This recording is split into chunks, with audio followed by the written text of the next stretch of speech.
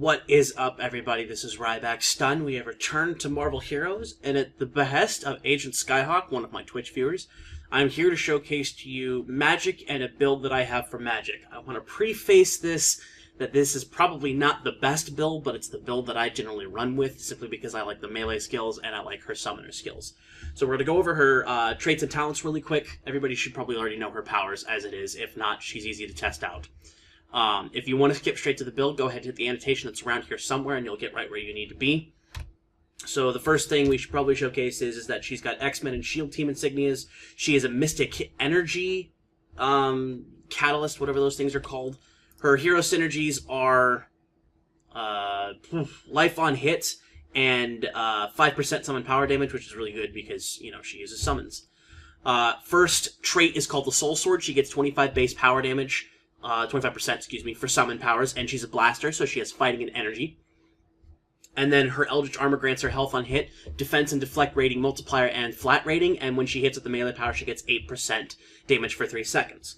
So, powers-wise, talents-wise, you have Bile Demons, which replaces the lesser demons with Bile Demons, which are ranged attacks.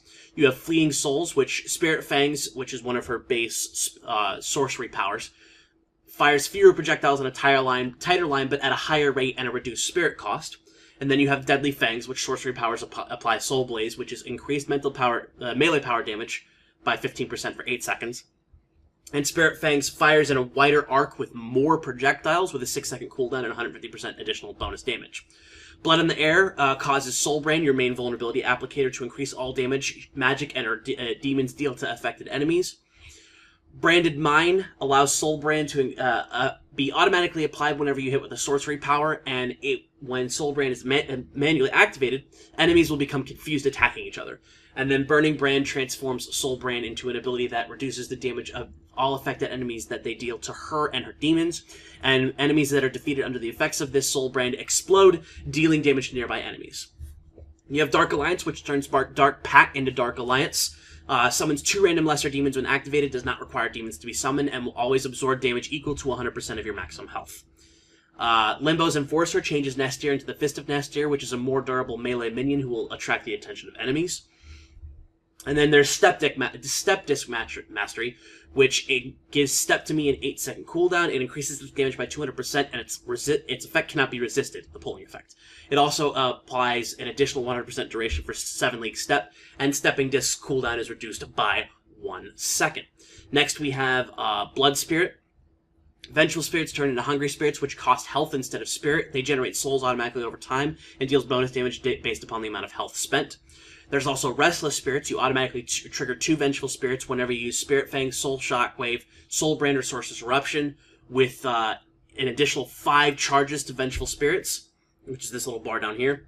Then we have Sever the Silver Thread. You gain souls when you hit with a melee power with a 2-second cooldown. Soul Sever consumes all souls, gaining the following benefits per charge consumed: 20% additional damage per charge, and 20% critical hit per charge. Essentially, if you have full souls, it does 100% damage, and it's an automatic crit. Explosive Will gives Soul Shockwave an 8-second cooldown with an increased 200% damage and increased 300% area of effect. Sorcerer's Eruption has a 4-second cooldown with an additional 200% damage and an additional 50% area of effect. Otherworldly Command, when you use your Otherworldly Nova, your signature, your demon minions deal 100% additional damage for 10 seconds, unaffected by power duration. And then last but not least, we have Disciple of Limbo. Back from Limbo causes the captured minion to fire twice as many soul projectiles and deal 300% more damage with its own attacks, and it has a 5-second reduced cooldown. So, for the build itself, you can see here that I'm using Deadly Fangs, Burning Brand, Stepping Disc Mastery, Sever the Silver Thread, and Otherworldly Command. One of the problems with Magik is that she has to have both of her demons on the bar to be able to use them properly. You can have one ability proc the attacks, but if they die at any point in time, you'd have to switch the abilities to be able to resummon them, and doing that in combat is basically not really possible. The dark child. So, next we have, let me just get all this done really quick, sorry. We have, in the Mind Gem, I'm using Calculated Efficiency, Reduced Spirit Cost, and a little bit of Mind Over Matter to increase the health regeneration, and some 1 of Mind to increase the Summon Ally health. I am using everything into summon, base damage to summon powers, although you could probably take a little bit of this off to add to Indomitable, so that way you can reduce the amount of damage you take from all attacks. 4 into energy, and then the rest into inner resilience for the health on hit. 6 into fighting, the rest into God Among Insects for base health. I have 10 into spatial substitution and 10 into co-location. That's actually what it's called. For deflect and dodge, and then the rest into micro-ups for increased defense rating. I have 50 into haste for 25% movement speed, and then 37 into temporal loophole. You probably want to just increase haste so that you have your highest stacked movement speed, and that is that. In terms of items, currently I'm using a Mole Man Staff, a Raptor Stone, Shield Identification Badge, and a Luke's Lucky Chain. I'm sure there are other summon artifacts that can allow you to do better stuff. Iron Legion Armor Sheath is probably one of the best ones you can use. You'd probably use it over something like Luke's Lucky Chain, or perhaps even Mole Man Staff. Using a Manate Medallion for the additional crit, brutal, and damage to summon powers.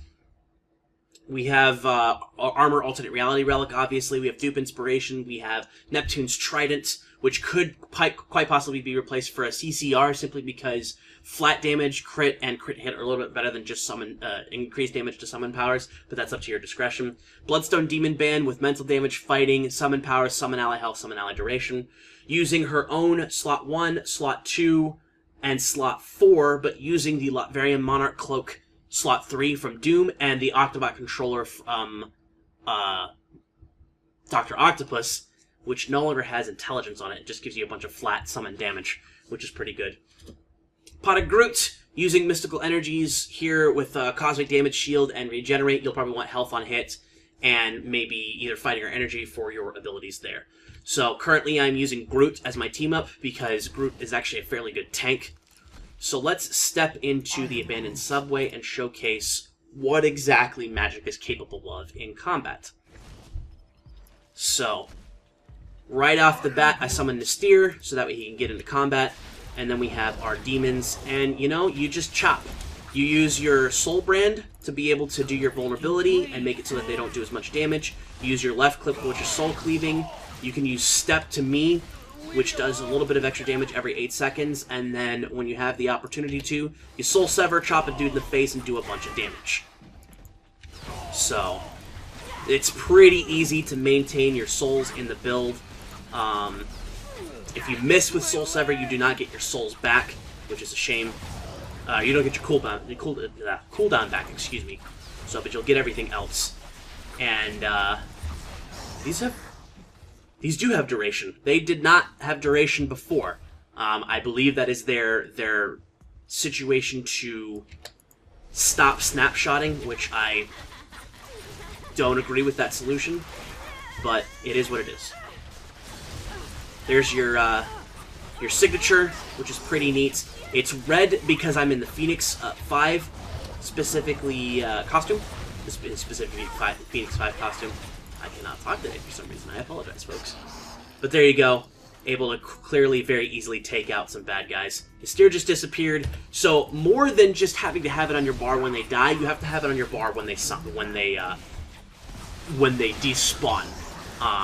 So I guess in the future, if they want to make a change and make it so that you can potentially get your demons out as you attack, as opposed to, like Ultron does, as opposed to having to proc them every so often, that would be a lot better and put a situation where it doesn't really matter if they've got duration on them or not. So, yeah. I actually did not really notice until right now, which makes the Groot change make a little bit more sense as well. For those of you who are Rocket Raccoon players, you'll notice that Groot now has like a 1.5 minute duration, which is not, again, not something I agree with, but it's there. There's only so much you can really do about it. But yeah. So, she's able to clear out enemies pretty easily. She's taking a little bit more damage than I would probably prefer. But Soul Brand does give you the ability to reduce a bit of that damage, so that you're not having to deal with too much of it. Step to Me moves the enemies to you so that you can chop them with your Soul Cleaving, which is still an excellent power. You deal as much damage as possible, and they all explode. So it's kind of like Flash and Grab, but better because it kills the enemies. And it's irresistible with this talent. That's the other pretty huge situation there. Having an unresistible step to me is the bee's knees. You can still run away. Which I guess people don't really say that anymore. So, a little bit slow upkeep there, but I'm also able to use my powers consistently and constantly, so that's, you know, helpful. Bosses are probably able to resist your step to me. But there you go. That's Shocker. That's this build. Got everything we could possibly imagine here. We get anything good? Nah. That's okay, though. So there is Magik. I hope you guys enjoyed this video as much as I did showcasing it to you. Here you go, Agent Skyhawk. I hope you enjoyed it as well. You do have options to do ranged, but I feel like melee has a little bit more viability to it and has to use less powers than what range wants to use, because range will want to use Spirit Fangs. They also really want to use Dark Pact. They also potentially will want to use Sorcerer's Eruption for a ranged area of effect ability. And then you're using Soul Shockwave as well, so that's like 4 powers, where you really only have a slot for 3 varying powers, being your melee attack, your big hit execute, and then an area of effect ability, which does not include Soul Brand or either of your demons. So, hope you guys enjoyed this video as much as I did showcasing it to you. Remember to like and comment on the video, subscribe to the channel, follow me on Twitch, Twitter, and Facebook at RybackStun. We stream Monday through Friday, 2 p.m. until about 4 p.m., usually later if people are hanging out and talking. Sometimes I'll have giveaways when people want to give me stuff to give away. I don't really have, you know, the ability to give away certain things on my own, but that's a different problem for a different day. So, with that, thank you very much, folks, and this is RybackStun.